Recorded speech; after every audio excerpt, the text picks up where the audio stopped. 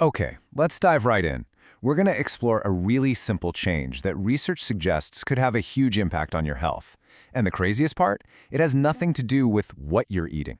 Instead, it's all about a variable most of us completely ignore: the clock. So here's what we're going to cover.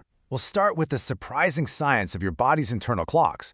Then, we'll look at a groundbreaking study that really changed everything. And finally, we'll build a practical framework you can actually use. You know, for decades, the conversation around diet has been all about calories, carbs, and fats.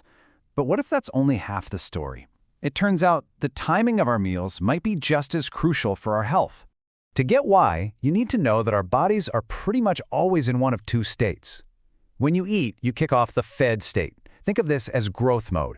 For about 5 or 6 hours, your body's busy digesting and storing energy. But when you're not digesting, you flip into the fasted state, which is this incredible repair mode that activates all sorts of deep cellular cleanup. And this switch between the two states, well, it isn't random. It's all run by our circadian rhythms. These are basically hidden 24-hour clocks ticking away inside almost every single cell in your body, telling them when to work and when to rest.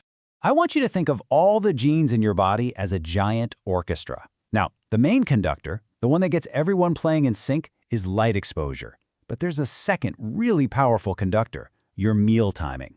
When you eat, you're basically giving the downbeat for a massive number of metabolic processes. Get that timing right, and your body is in perfect harmony. Get it wrong, and it's chaos. For a long time, though, this was mostly just a theory. But that all changed with a landmark study back in 2012 from the Salk Institute. They put this idea to the ultimate test, and the results were absolutely stunning. The experiment itself was brilliantly simple. Researchers took two groups of mice that were genetically identical, and they fed both of them a pretty terrible, high-fat diet. The food was the same, the calories were the same, there was only one single difference between the two groups. The first group could eat their junk food whenever they wanted, 24/7. The second group had to eat all of their calories within a consistent 8-hour window. And the results were just wow. The all-day eaters got obese, they developed fatty liver disease, and their internal clock genes were a total mess. But the 8-hour group, eating the exact same bad diet, stayed lean, perfectly healthy, and their genes were totally synchronized. So here's the big takeaway. Timing wasn't just a minor thing, it was everything. It completely protected the mice from all the bad effects of a terrible diet. This study sent shockwaves through the nutrition world and really kicked off this huge wave of research into what we now call time-restricted eating. And the great news is, this isn't just for mice. These principles translate directly to us. So, let's build a simple, practical framework you can use to figure out your own ideal eating window.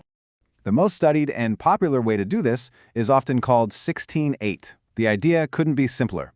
You split your day into a 16-hour fasting period, and remember, most of that happens while you're asleep, and an 8-hour window where you eat all your meals. This gives your body a really long, solid chunk of time in that crucial repair mode. Okay, if you want to put this into practice, the research really points to 3 basic rules. First, wait at least an hour after you wake up before you eat anything. Second, stop eating 2 to 3 hours before you go to sleep. And third, this one's a big one, try to stay consistent. Keep your window at roughly the same time every day. That second rule might actually be the most important. As neuroscientist Andrew Huberman points out, the fasting that happens when you're asleep is when your body and brain do their most critical cleanup and repair work. If you eat too close to bedtime, you spend the first few hours of sleep still in growth mode, and you're basically robbing yourself of that vital repair time. All right, so we have the science and the basic rules. Now, let's talk about a few pro tips to help you make this powerful strategy actually work in your real life. First, you gotta be honest with yourself. Studies show most of us eat across a window that's 1 or 2 hours longer than we realize. So if you're shooting for 8 hours, you might want to aim for 7. Second, avoid what some people call schedule drift. Changing your window all over the place on the weekends is like giving your metabolism jet lag. It just throws everything out of whack. And finally, ease into it. Don't just jump from a 15-hour window to an 8-hour one overnight. Take a week, shift it by an hour each day, and let your body adjust.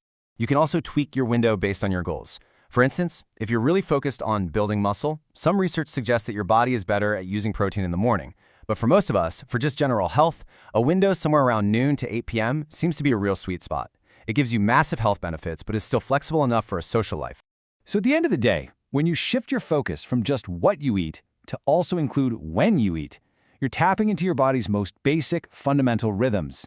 It costs nothing, it requires no special foods, and as the science is showing us, it could be one of the simplest yet most powerful upgrades you can make for your health.